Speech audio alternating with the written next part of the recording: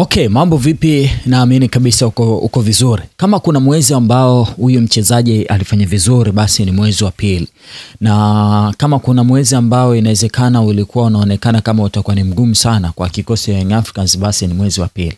Maybe unaweza ukawa unajiuliza kwa nini. Utakumbuka kwamba kwenye mwezi wa pili ndio mwezi ambao Young Africans walifanya maamuzi ya mwezi wa kwanza, mwishoni kabisa ndio alifanya maamuzi ya kuachana na Sed Ramovic ambaye tayari alikuwa ameanza kupata momentum ya kikosi chake, na tayari alikuwa ashaanza kujenga mustakabali sahihi wa timu yake, kujua inaenda wapi, atafanya nini, kwa namna gani. So tuliamini kwamba ni miongoni mwa watu ambao lazima wataisaidia Young Africans kuitoa sehemu moja kwenda sehemu nyingine. Isivyo bahati, Young Africans waliamua kumalizana naye mapema kwa kuachana naye, na hiyo yote ilitokana mara baada ya kocha huyo kupata ulaji sehemu nyingine, na akaweka wazi kwamba ofa aliyoipata ilikuwa ni ofa bigi sana. Hata ungekuwa wewe usingeweza kuiacha ofa kama hiyo. Lazima ungeweza kuichukua hiyo ofa na mambo yakawa mazuri. So tulidhani kwamba inawezekana mwezi wa pili utakuja kuwa mgumu sana kwa kikosi ya Young Africans, but believe me, ndo mwezi ambao umeenda kuwa bora sana kwa kikosi ya Young Africans. First, kocha wao Miloud Hamdi ambaye amewaongoza Young Africans kwenye jumla ya michezo 5 ambayo amehesabika kama head coach wa kikosi ya Young Africans. Kwenye hiyo michezo 5 Mwamba amepata ushindi katika michezo 4, akisare mchezo mmoja kwenye hiyo michezo 5. Utakumbuka Young Africans alisare dhidi ya kikosi cha JKT Tanzania, lakini hapo katikati Young Africans kwenye hiyo michezo 5 alifunga jumla mabao 16. Kwa maana kwa average ya mabao kwa average ya mabao 15 kwenye kila mabao matatu of course mabao matatu kwenye kila mchezo kwa average hiyo. Kwa sababu kama utakumbuka alimfunga Ken Gold bao 6, akaja kumfunga KMC bao 6, akaja kumfunga Mashujaa nadhani bao 5, akaja kumalizana na Pamba ambaye naye pia alimnywa, lakini pia akaja kusare na kikosi cha JKT Tanzania. Kwa ujumla wake alifunga mabao 16. Yeye akiwa amefungwa mabao 2 tu kwenye hiyo michezo yote. Lakini ilivyo bahati zaidi, Mwamba akapata clean sheet 3 kwenye hiyo michezo yote ambayo alicheza, huku akiwa na percentage ya ushindi wa 80%.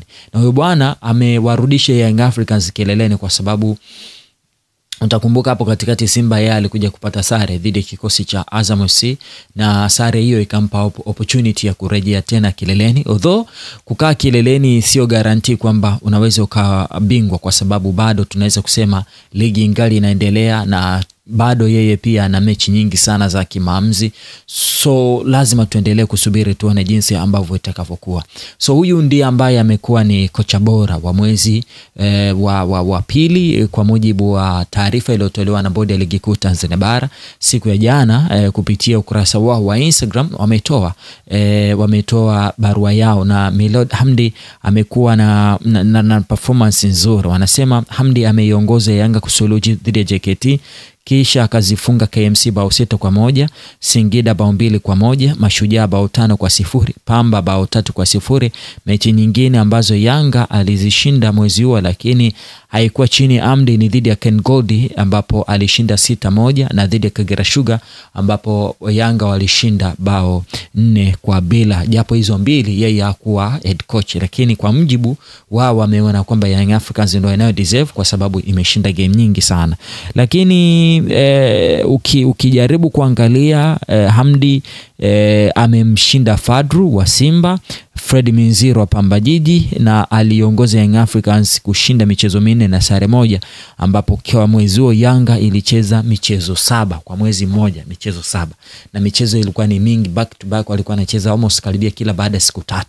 Kwa maana kwa mwezi, unajua mwezi wa pili tunazungumzia wiki 4. So kwenye wiki, kila wiki wanacheza, lakini hapo katikati kuna siku nyingine ambazo walikuwa wanacheza. So kimsingi ilikuwa ni mechi moja nzuri sana kwa kikosi ya Young Africans. Wakajikuta ulikuwa na wakati moja mzuri sana kwa kikosi ya Young Africans pamoja na Miloud Hamdi wa kikosi hiko, kwa kujikuta wanafanya mambo makubwa ambayo yanahitaji heshima kwa namna moja ama nyingine. Lakini wakati tunamzungumzia Miloud Hamdi pamoja na namba zake hizo mwezi wa pili ndio umekuwa mwezi bora sana kwa mchezaji Prince Mpumelelo mwana Mfalme Dube, kwa sababu amekuwa na wakati mzuri sana. Kwa nini nasema hivyo? Kwenye mwezi huu wa pili Mwamba amecheza jumla michezo 7, na kwenye michezo 7 amecheza jumla dakika 562, amefunga goli 5, assist 5, amehusika kwenye mabao 10 katika michezo 7. Imagine, yani kwenye yale mabao 16 ambayo Young Africans walifunga katika mwezi huu wa pili uliomalizika, huyu jamaa ana mchango kwenye mabao yote 10. So 6 ndo amechangia mabao watu wengine, lakini 10 yote yametokana na mguu wake. Hapa ndo sehemu ambao waga tunasema class is permanent but form is temporary.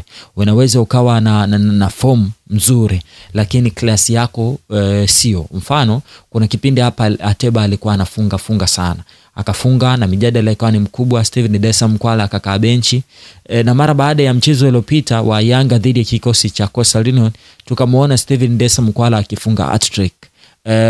Atmosphere ikabadilika. Sasa ikawa si tena kumzungumzia Ateba, watu wakaanza kumzungumzia Mkwala na kusema Mkwala ni bora kuliko Ateba. Yote kwa yote wanajaribu kuzungumza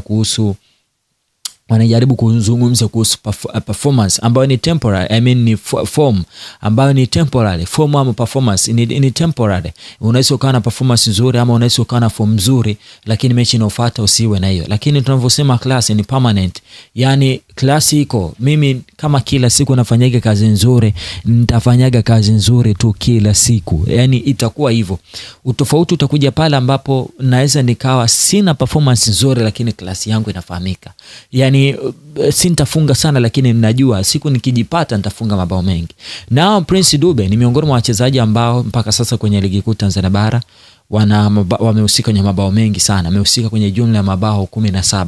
Yani amefunga mabao 10 na kutoa assist mabao 7. I think ndiye mchezaji ambaye amehusika kwenye mabao mengi sana kwenye msimu. Na hii inaipa wakati mgumu sana kamati ya tuzo kutuambia ni nani ambaye ana deserve kuwa mchezaji bora wa mwezi mchezaji bora wa msimu. Kwa sababu tuna Prince Dube, tuna Faisal Salum Toto Abdullah, tuna Jean Shalaua, lakini kuna baadhi ya wachezaji ambao namba zao hazizungumzi lakini wamekuwa na kazi nzuri, kama akina Aucho, kama akina Kagoma.